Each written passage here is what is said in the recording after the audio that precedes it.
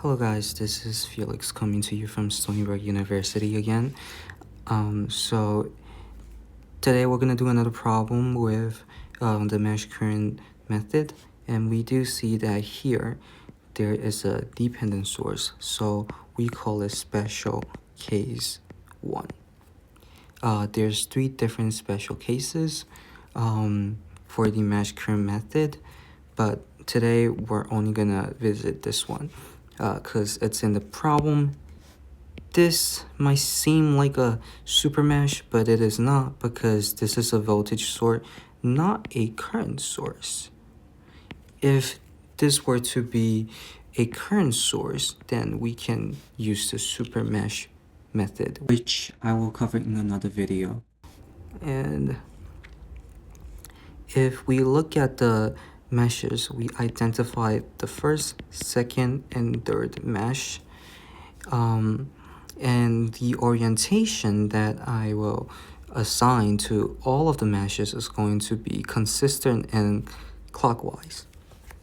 So let's say if I have clockwise for this mesh, I cannot have counterclockwise for either this or that mesh, just so we're consistent with directions and everything. So let's just start with the constraint equation, because for a special case 1, when we have a dependent source, we need to write a constraint for it. Constraint equation.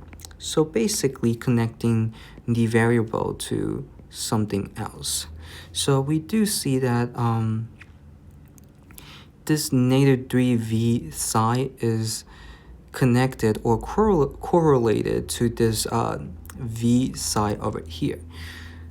So we can say that v psi, since we're doing it this way, current will goes to the negative terminal, so it will be, if we use clockwise orientation for I1 mesh, and then we use the clockwise orientation for the I2 mesh, it's going to be entering through the positive terminal. It might sound a little confusing, but once I'm writing the equation for different meshes, I'll go over it again, and I think it will be a lot more clear.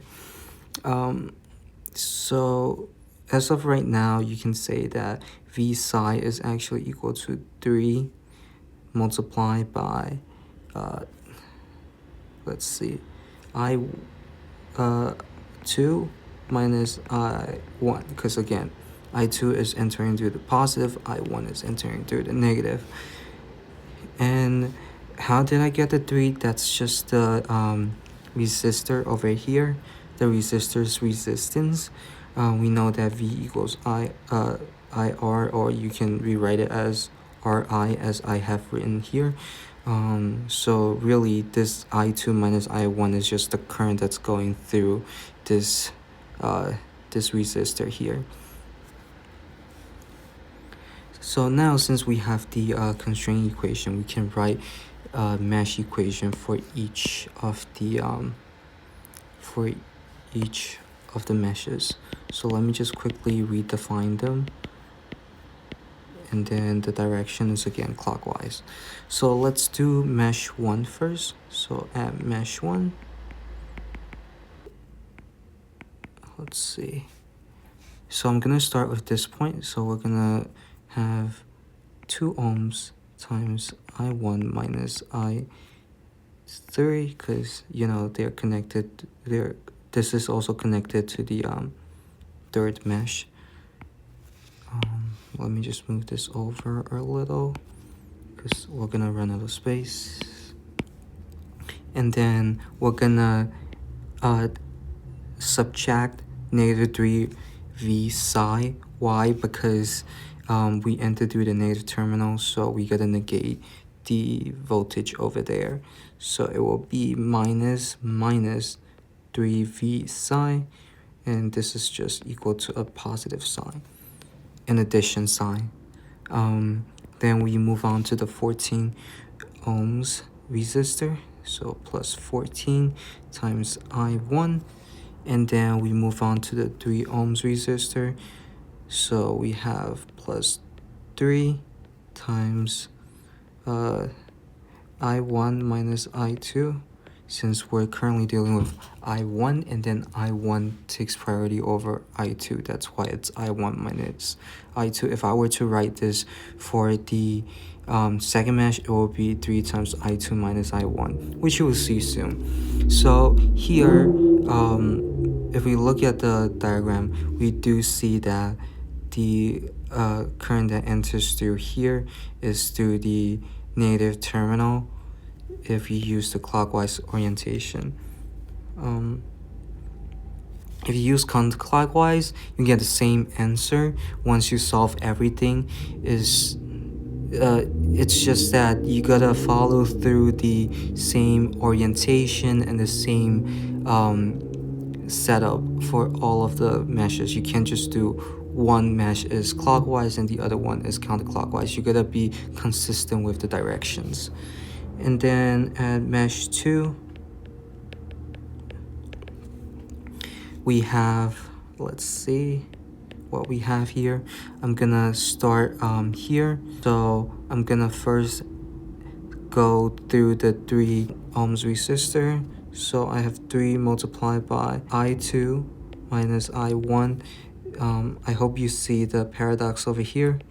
And then we go on to the 1 ohms resistor. So it's just going to be 1 times I2, or I'm just going to write I2, and then minus 10 volts, because we're entering through the negative terminal through this voltage source.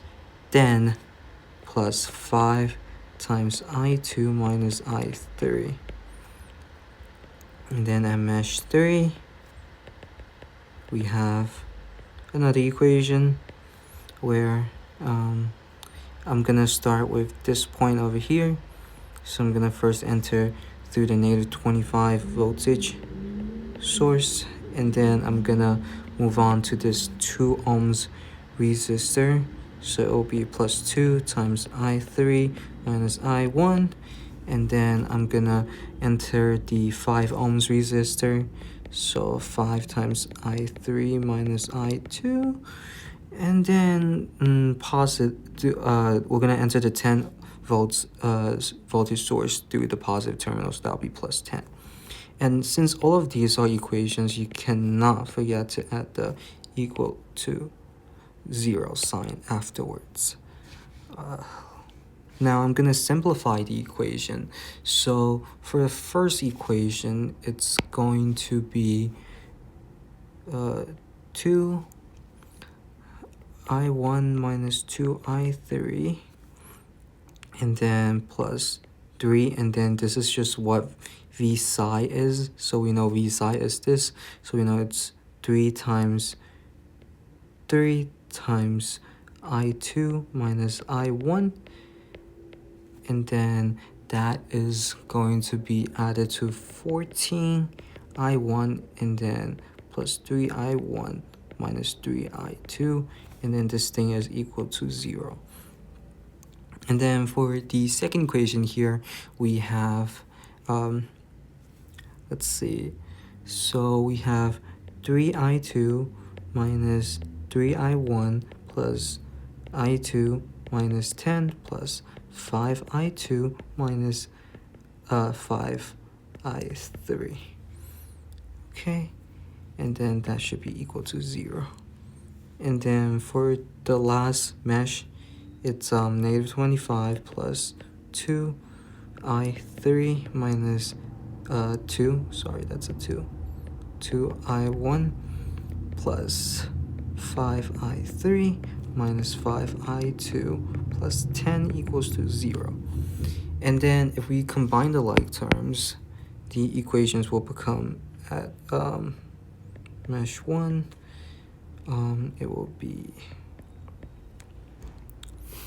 let's see, 2I1 minus 2I3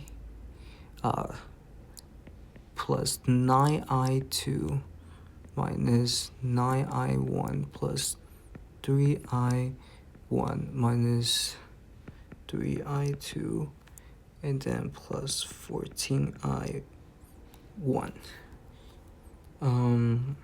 equals 0, but I don't have space to write that, so I'm gonna combine like terms, and then I'll ultimately get 10i1 plus 6i2 minus 2i3, and then that'll be equal to 0. And then mesh 2 equation,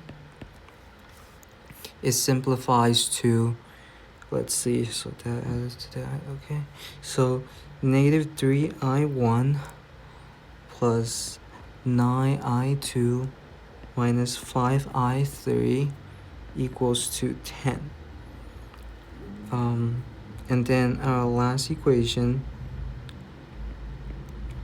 which simplifies to, let's see, 15 equals to negative 2i1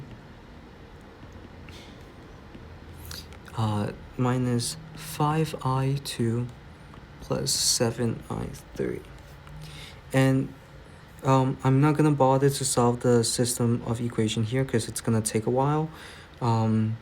But you can always plug it into like a digital calculator, such as or even a graphing calculator, and then or set a program on your graphing calculator, or use MATLAB, R, or any of those sorts. But essentially you're going to get I1 equals to negative 1 amps, I2 equals to 3 amps, and then I3 equals to 4 amps. But we're asked to find the power developed of the dependent source. So we know that P equals to IV. So then we need to find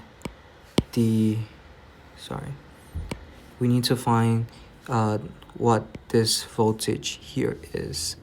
And in order to find that, we need to figure out what V psi is. And we already have the constraint equation here. And we know what I1 and I2 is. So we can say that V psi equals to 3 times I2, which is 3 amps minus 1 amps, which is I1. And then that will give you 12 volts for V psi. And then we know that the voltage over here is going to be negative 3 times 12, which is V psi. So this is negative 3 times V psi. Just so you know, this is this. All I did was I plug in what V psi is, and then that'll give you negative 36. And that will be the power generated. The reason why that we know this is going to be negative 36 is because I1 is equal to negative 1 and enters through a negative terminal, so we negate it and multiply it.